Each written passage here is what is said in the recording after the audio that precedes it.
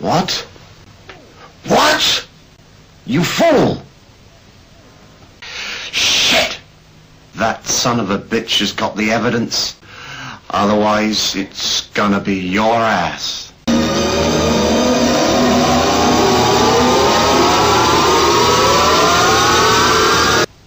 I want that evidence, and I want it back now. I want that manual. I was so close to becoming the ultimate ninja! Hi everybody, my name's Mike Abbott and we're here in Hong Kong. And how did you get involved into the movies? I was working as a doorman at a live music venue, and an agent noticed me. He saw a big guy and he came up to me and he said, "Would you like to work on movies? We need you as a bad guy." I said, "Why not?" And so I went for a casting and they took me on right away. It was IFD Films. And then I did about 10 or more in 1 year. Do you remember who was that agent? His name was George. I believe he was a Chinese Malay. Was he an agent from IFD? Yeah, for IFD, yes. At the moment you were to start your movie career, Jean-Claude Van Damme's Bloodsport was being shooting in Hong Kong, and many well-known actors appear on it. How come you never act on that movie? I called them, but it was too late. They'd finished the casting. Which movie did you do first for IFD? I'm sure it was Royal Warriors.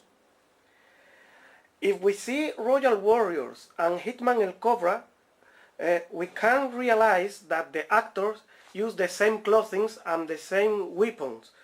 Were they shoot at the same time? One after the other, immediately. One after. First it was the Royal Warriors, I'm sure, and then it was Hitman the Cobra afterwards. And how long between both movies? No time. Go straight on to the other one. So how did they let you know which one was Royal Warriors and which one was Hitman the Cobra? They didn't really tell you, but I could tell because we changed the costume. Because Royal Warriors, I wore a pink ninja costume, right? And in the Hitman the Cobra, I was in army fatigues. At the time you were offered your first movie as the main villain, did you consider yourself as an actor, or you just made the movie as another job? I didn't really consider myself an actor in the beginning. It was just some work, interesting work. So I did it, but as time went by, I became more familiar with acting, and therefore I might refer to myself as an actor. So when did you start to consider yourself as an actor? Maybe after 3 or 4 movies. And how was the life of a well-known actor in Hong Kong at that time? The life? Well, it wasn't well paid, not particularly well looked after, although it was okay. It wasn't great. Did you ever sign a contract for IFD? Yeah, I did once, but they didn't keep to it. And for how many movies? I signed up for, I think they told me 10 days shooting, and I only did 8. And I said, "Well, there's only 8. He said, "Well, it doesn't matter. Forget it." So the contract once we signed, and they didn't keep to it. So there was no point. No point. It was just stupid. Yes. So it wasn't a formal contract. No, it was just a one page, one sheet. Was your salary the same in every movie? When I started, it was 50 Hong Kong dollars an hour. I went to 60 and then 70, and stayed at 70. And so that was gradually. Yeah. And At that time, did you were aware that those movies were being released all over the world? No. I thought it was just maybe for Hong Kong and China.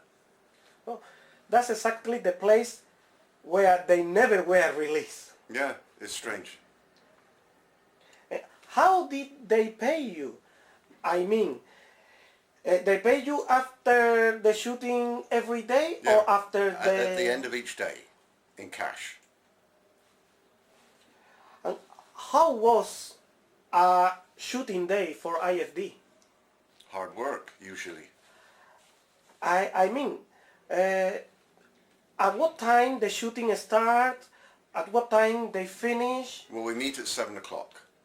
And then you can work maybe anything from 5 to 12 hours. And do you remember where was the meeting point at the beginning of the day before shooting? It was in Yamate, not far from the Garley building. Over there, IFD got their offices, right? Yeah.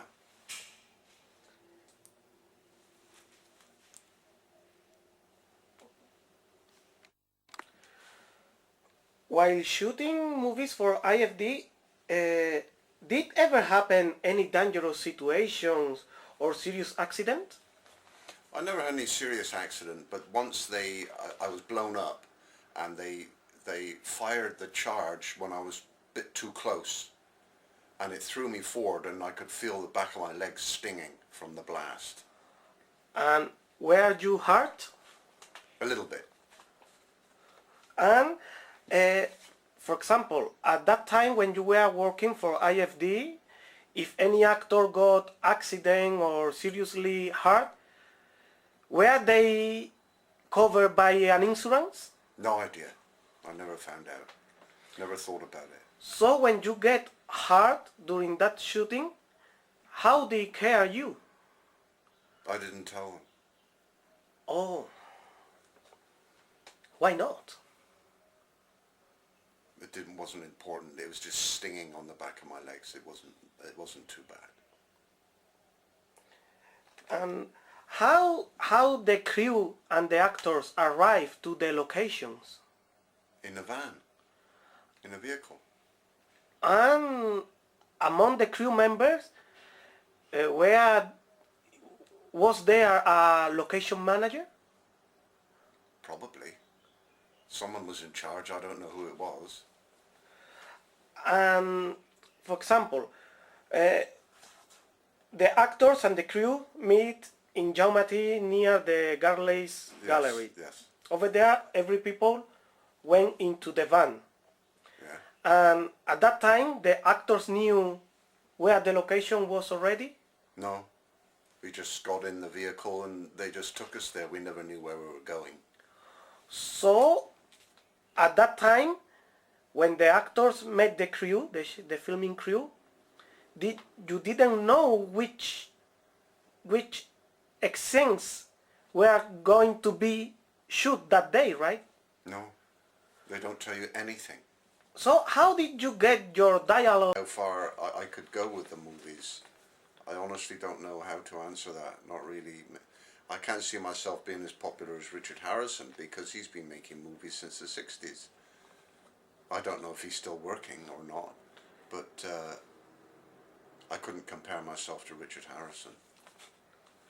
But in many European countries, when the IFD movies are released on videotape or DVD, your name appears in the cover. Your name is first and then Richard Harrison. I've got one poster, Hitman the Cobra. Yeah. My name is first. I don't know why, because it shouldn't be, because the hero gets billed first and the lead villain is always second. Richard Harrison thinks that the movies he made for Joseph Lai are disgusting and he considers them the bottom of the barrel of his career. He really thinks that they destroy him. What do you think about Richard's opinion? Well, if Richard says that, then it must be true, because he's an intelligent man, and he wouldn't say that unless he really meant it. But he had something to lose. When he came to IFD, he had something to lose because he had a past history of movie making. And I've seen him in some sword and sandal movies, gladiator type movies, made in Spain and Italy, I think some, and maybe in France as well. And there were good movies, some big sets, you know, and he had something to lose. When I went to IFD, I'd never worked on movies before. I just spent one day on Spear of Destiny in the Philippines. That's all. And then I came to IFD, so I had nothing to compare to, nothing to lose by going to them. So, for you, it was the opposite effect. Yeah. For Richard Harrison said that movies destroy his career, but those movies make you popular in Europe and in the States. Yeah. So, do you regret you did those movies? Regret? No, of course not. It's great. It was great to make them, and it's now great that they're being revived. They now have a following, and the following is quite big, right? Sure, sure. Those movies were released in Spain, Portugal, Turkey, Greece, all the Mediterranean countries in Europe has seen your movies, and they are still easy to find in all video rent shops. Mm-hmm. So, do you consider your comeback to the movies again? Yeah, I'm in the process of getting some new photos done, and I'll contact agencies and relaunch myself, so to speak. Just see how I get on with that. And if now Joseph Lai is still producing movies for the DVD market, for IFD. If someday he calls you asking to go back to IFD, will you go back? Yeah, I would, sure.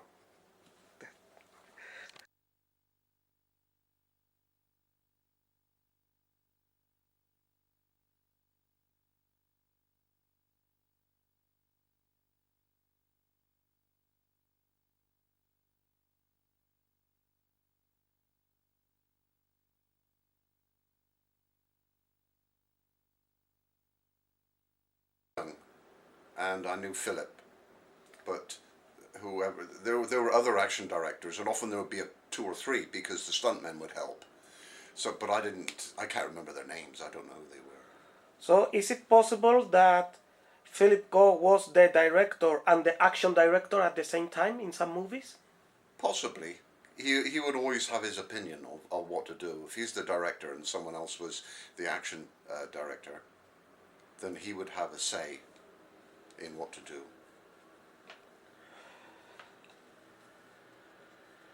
So you work with Godfrey Ho and Philip Ko as director.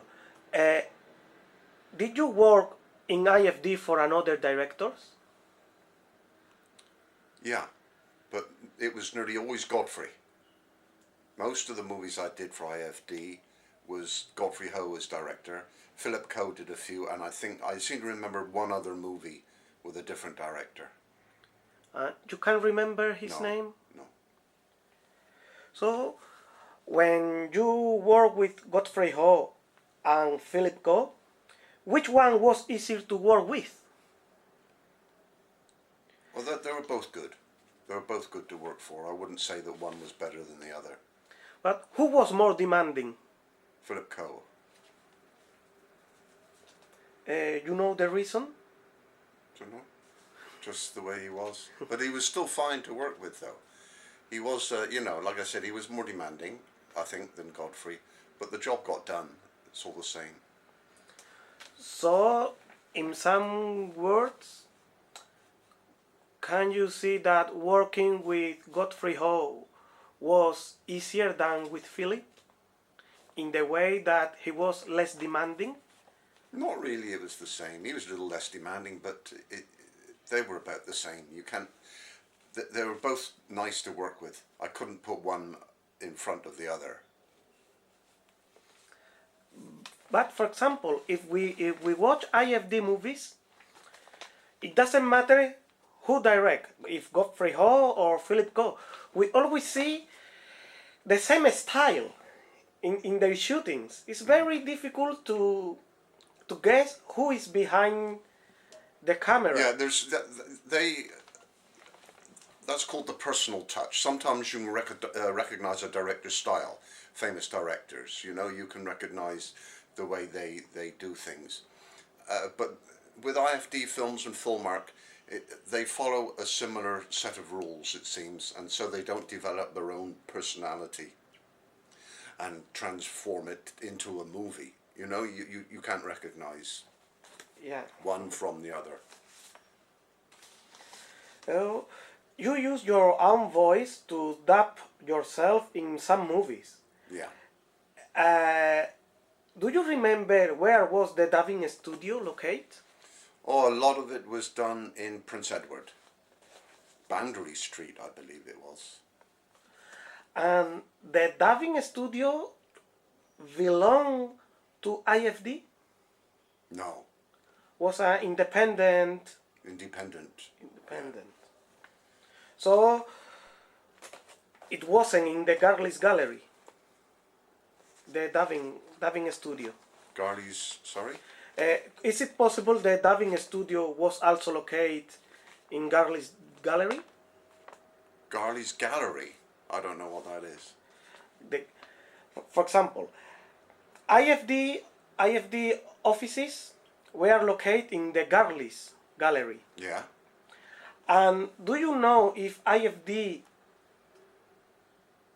got also its own dubbing studio? No, they don't. And can you remember who was in charge of the dubbing? I don't know his name. He was from Southern America. He was a Spanish speaking from Southern America, but I don't know what country, I can't remember. And it is said by many actors that IFD had linked with the triads. What can you tell about this? No, I don't know anything at all. I never heard that.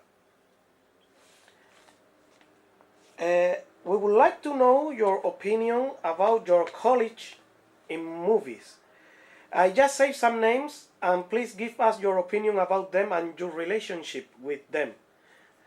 For example, Richard Harrison. Yeah, very nice guy. I was very happy actually. My first few movies I made were with him. And he was the hero, and it was great to be working with someone who had so much experience. Because he's been making movies since the early 60s, I believe. So that was a good 25 years of experience. So when you first met him, did you already who he was? No, I'd never heard of him before. And did you get along with him? Very well. And Stuart Onslow Smith. Yeah. Yeah, he was fine. He was fine. But did you get close to him? We were good friends. We got on just fine. Yeah. Mark Watson. He was a little bit different because he was a little bit arrogant, I suppose, and thought a little bit too much of himself, I think. And IFD finished him after, I think, 4 movies. Most of the movies Mark Watson did was always with you. He never acted with another. He always played the hero. Yeah. But in his movies, you were always the villain. Yeah, I'm sure he did 4. I'm sure it was 4 that he did. Marco Ricci. I don't remember much about him. I never got to know him very well. I'm not sure how many he did. I think he only did 1 or 2. I think he came out, was it 2? And then he came after Mark Watson, I think, as far as I remember. Oh, so Marco was after Mark Watson. I think so. Jonathan Isgard. Yeah, he was a good friend of mine. He was a very good friend. And how come you never... Well, yes, you work with him, but your face and his face were quite popular in Europe at that time. But how can IFD never put you together as hero and villain? I don't know, because the one movie I did was Filmark with him, wasn't it? It was Death Code Ninja, wasn't yeah. it? That's the one I did with Joff.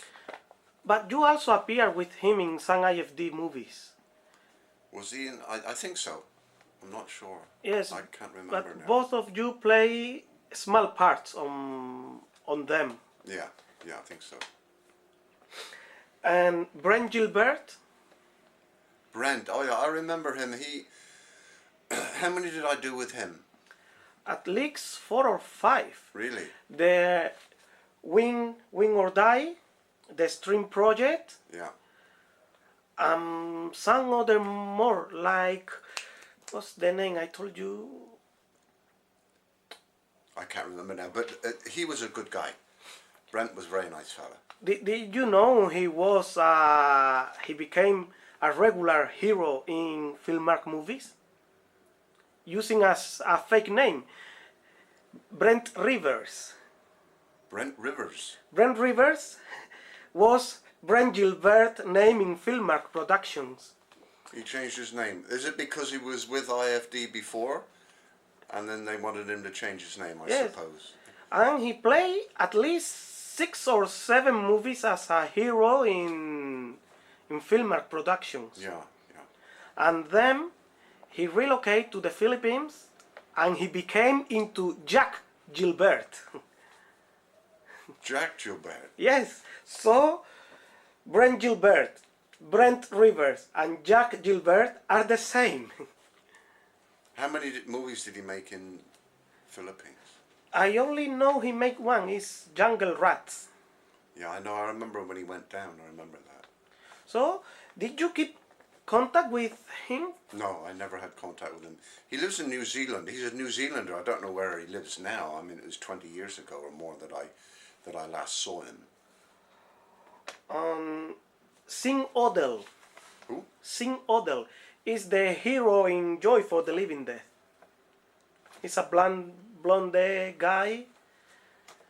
He's the good boy in Joy for the Living Dead. Yeah, I can't remember him. He also take part in many IFD movies after you left them. Mm-hmm. So, of all of them, did you get close to some? For example, did you get any close friendship to some of them? Yeah, Jonathan Iscar. He was a good friend. And do you know where is he now? Probably Australia. He was born in Britain but went over to Australia. The family went there when he was very young. But he's an Australian citizen now. And Richard Harrison and Bruce Barron say that the working ways of IFD and Joseph Light destroyed their careers as an actors. They claim they didn't know about the footage they shot was used in different movies. When did you realize that your footage was also used into other Asian movies? I found out some time later. It didn't bother me though, because I didn't have any previous career. This was the start of my career, and I just stayed with it. And what does it matter when you do a day's shooting? If they give you 10 days work, pay you at the end of each day, what does it really matter if you shot 3 movies or 1? Does it matter? No, it didn't matter to me. But it wasn't strange for you that no one can shoot a whole movie in 10 days? A whole movie? There were other days, that might be 10 days that I did. But there'll be other days shooting without me. I don't know how many days a movie took, really. I would imagine they would be shooting 1 movie a month or 2, I suppose. 1 or 2. And at that time, the actors and the crew, for example, was Joseph Light visiting the shooting No, anytime? never. Never.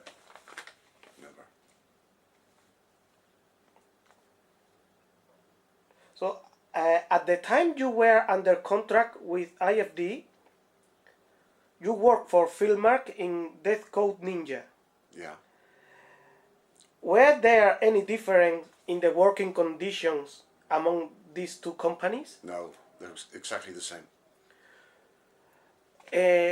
For example, when you were to the locations for shooting, how many crew members, more or less? Crew members, let me see, I suppose about 8. 8 and 2-3 actors. Yeah. So was always the same for IFD and Filmark? Yeah, it's always about that amount of people. And the action directors for Filmark were the same for IFD? I don't know. I mean, do you know if John Cheung, for example, was action director for Filmark? No idea. It's possible. And do you remember who was the action director for Death Code Ninja? No. For many years, people have believed that Thomas Tang died in Garley's Gallery. What do you have to say about this? No, he's still alive, I'm sure. Joseph Lai told me, I met Joseph Lai last year at the Film Art, Hong Kong Film Art. And he said he was alive. You say that you once met him and he was not related to IFD. But the truth is that no one has a picture or detailed description about him. Could you make a description of the Thomas Tang you met? He had no distinguishing features. He was a Chinese man, medium height, medium build, with black hair.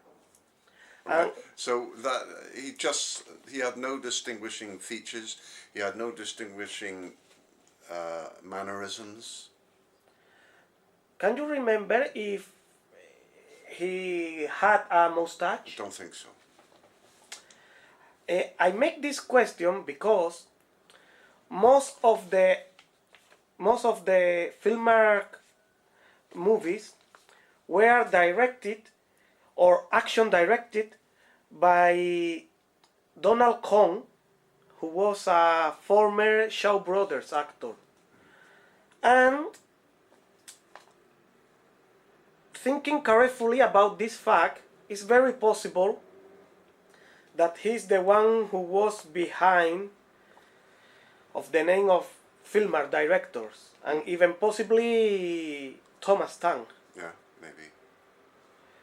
And do you think that Godfrey Ho could be related to Filmark in some ways? Related? Yes. Professionally, you mean? Yes. Oh, I don't think so, but I don't know. I don't think so, though. Why not? Because there was never anything that connected him with Filmark that I could see. So which kind of rivals Joseph Lai and Thomas Tang were? What kind of Rivals. rivals? I mean, were they die-hard rivals, or they were friendly competitors? No, yeah, friendly competitors. They, professionally, they competed against each other, but I'm sure they didn't dislike each other. I'm sure. Did you know they both worked together in the past? I have no idea. At the beginning of the 80s, Joseph Lai and Thomas Tang were together in Asia Company. Mm-hmm. Joseph Lai and Thomas Tang distribute Yeah. Korean and Taiwanese movies into Europe. I have no idea. So when the Ninja Fever start, they separate, and Asia was split, mm-hmm. and IFD continue making ninja movies. Mm-hmm. After that, Filmark appeared. Maybe. I haven't done the research on the history, but if you say that's right, then I'm sure it is. In Death Code Ninja, there is a scene where you are sitting in an office and there are two ninjas next to you. In the office, we can see a world map in the wall. Mm-hmm. Can you remember where was that office? No. I can rarely remember the actual places, the locations. They're nearly always in Kowloon. And where, I can't tell you now. I seem to remember it was quite near to Chumsad Choi. It might have been around Mongkok or Prince Edward somewhere. So do you think it could be the Filmark offices? I don't know. There are some strange coincidences among IFD and Filmark. Both companies had their offices in Garley's Gallery at that time. Also, both companies use the same indoor locations.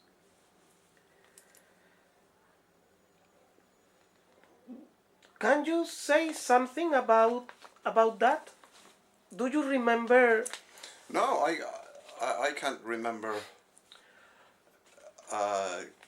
You're saying that Filmark and IFD use the same offices? Yes. I can't remember. I mean, I've only done one movie with Filmark, and I haven't seen many of their movies. I've got a few of them, but I can't remember any similarities in the offices. And did you sign a contract with Filmark? No. So, and how did you work for them? So how did you get to work with Filmark? I can't remember. I can't remember how it came about. He got my number I got a call from him, probably just through the agent, because the agent will know both companies. And that is almost certainly how they got my number, was through the agent. So, in between 1986 and 1989, you appear in at least 15 movies in Hong Kong. I think so. Most of them for IFD. Yeah. So it's very strange that you were not aware about how popular you became in Europe. No, I never knew. I've only found out recently through yourself and communicating with Regis in France, and there's another guy called Kip Doto who's in Florida, the USA. Since 2006, I've found this out. I had no idea. It's just such a surprise to me. It was just amazing that all these movies have come around again. They're getting revived. And when I made the movies with IFD, I so often didn't know the names of the movies, and I just went home and forgot about them. But, for example, during all these years, you have been keeping in touch with Godfrey Ho. No. I just found his number. I made some phone calls around to IFD, and I found his number, and I met him last year.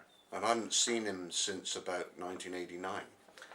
So, did you keep in contact with someone related to IFD or Filmark during the last years? No. So at the time your contract with them finished, you keep apart from I didn't have a contract. I only had that one stupid contract for 10 days shooting for 2 movies, I think, and they didn't keep to it anyway. They just gave me 8 days instead of 10. But I wasn't contracted. I was never contracted properly. Certainly not contracted legally. So, could you tell us which is your favorite IFD movie? Probably Royal Warriors. Why? Royal Warriors or Hitman the Cobra. Maybe because it's the first ones that I did, and it was just new to me, and I just loved it. And so they stick in my mind because they were special, because they were the first ones. And after those two, everything we did was quite similar. it wasn't diverse. And if you have to choose the movie you like less from IFD, or the one you get more bad memories, which one will you choose? I don't really have bad memories of any of them.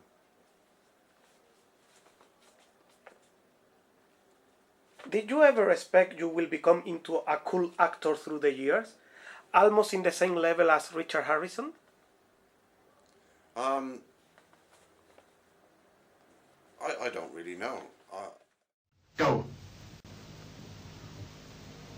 No, you're gonna die with the evidence. Prepare to die, bastard.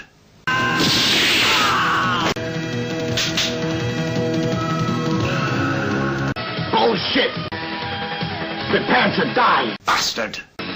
You're a dead man now. You're a pain in the ass. Bill, well done, John. I'll call you later. Bill, listen. This is Henry, a real mean bastard. Lovely.